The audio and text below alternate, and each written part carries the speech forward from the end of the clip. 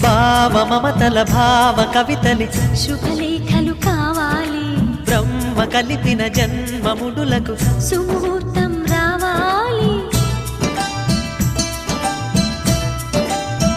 మా 7 అడుగుల జోడు నడకలు ఊరంతా చూడాలి, వేలు విలువని తోడు ఇమ్మని అక్షింతలు వేయాలి. ఇన్నాళ్ళు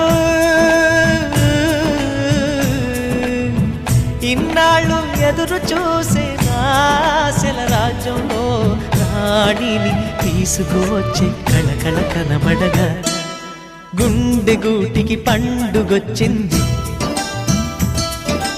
పండు వెన్నెల పంచుతుంది.